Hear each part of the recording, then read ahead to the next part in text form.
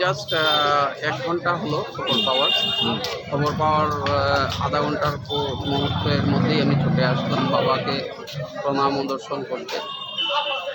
Just এসে দেখলাম বাবাকে, শেষ প্রণাম বাবাকে। বাবা আমাদের মধ্যে ব্রহ্মচারী বাবা আজকের দিনে হয়তো উনি দেহত্যাগ করেছেন, কিন্তু ওনার যে কার্য বা ওনার যে ছবি বা ওনার যে চেহারা, সেটা আমাদের মধ্যে চিরকাল জীবিত থাকবে এবং বাবা আমাদের মধ্যে জীবিত থাকবেন। উনি শুধু চলে গেছেন তাই বলে উনি জীবিত আছেন, থাকবেনও, এবং ওনার অনেক ক্ষমতা এবং অলৌকিকতা দেখিয়েছেন ওনার জীবদ্দশায়। আগামী দিনেও ওনার আশীর্বাদ আমরা কামনা করি এবং খুব সুন্দর এখানে অ্যারেঞ্জমেন্ট করা হয়েছে। পুলিশ প্রশাসন থেকে শুরু করে অনেকেই আছেন। আমরা সবাইকে ধন্যবাদ জ্ঞাপন করছি। আমি বিশেষভাবে সবাই আশ্রম কর্তৃপক্ষ, ওনারাও খুব সুন্দরভাবে অ্যারেঞ্জমেন্ট করেছেন।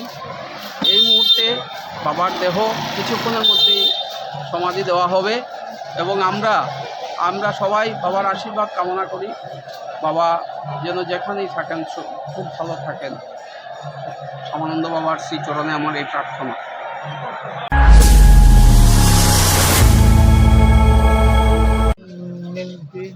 কি নাম আছে? কলকাতার ভদ্রলোক। আমি নাম বলি আমি। হ্যাঁ, ওর নাম নীলকণ্ঠ নাকি? নীলকান্ত। হ্যাঁ, উনি ফ্লাইটে করে পাঠিয়েছিলেন। তখন ওদের এজেন্সি সামানন্দ বাবার মূর্তি। হ্যাঁ, আচ্ছা। ওটা শ্বেত পাথরের মূর্তি। এটা ওদের এজেন্সি ছিল তখনকার দিনে ডাকোটা প্লেন। আচ্ছা। ডাকোটা প্লেনে পাঠিয়েছিল। আচ্ছা। কিন্তু এই মূর্তি আসার পরে এই মূর্তি বসবে কি করে অনেকে চিন্তায় পড়েছিল।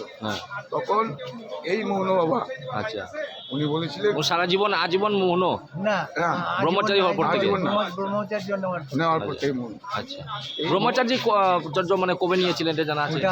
উনি তো অনেক আমরা বলতে পারবো না। আচ্ছা। আর এই মূর্তিকে যখন স্থাপিত হবে সবাই চিন্তা করছে কি করে নিয়ে বসাবে। তখন ওই মোহন বাবা বলেছিলেন, ঠিক আছে তোমরা সব একটু বাইরে যাও, আমি দেখছি কী করবো। আধা ঘন্টা পরে দেখা যায় মূর্তি জায়গায় বসে গেছে। এটাই ছিল অলৌকিক। মানে ওনার কাছে অনেক অলৌকিক শক্তি ছিল। অলৌকিক শক্তি তো ছিলই। আমি তো 4-5 দিন, গত 4-5 দিন আগে আমার হার্টের রুগী, আমি হাসপাতালে ছিলাম।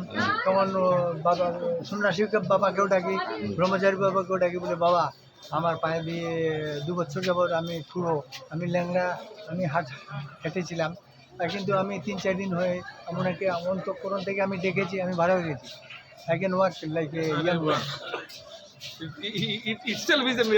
না, মিরাকল তো দেখুন আমার সঙ্গে মিরাকল হয়েছে। আমি প্রচণ্ড জ্বর নিয়ে এসেছিলাম, মানে জ্বর শুনে ঠিক আপনার দেখতে পাচ্ছেন টুপি আর দেখতে পাচ্ছেন, কিন্তু এখন দেখা যাচ্ছে জ্বর ঘামছি, কিছুদিন ধরে ও মেডিসিন খাচ্ছি, ঘামছি না, কিন্তু আজকে দেখা যাচ্ছে প্রচণ্ড ঘামছি আর জ্বর মনে হয় হচ্ছে কমে যাচ্ছে। আপনি ভালো হয়ে যাবেন। এখানে এসেছেন ধর্মস্থান, পবিত্র স্থান, এখানে এসেছেন সবই ভালো হয়ে যাবে।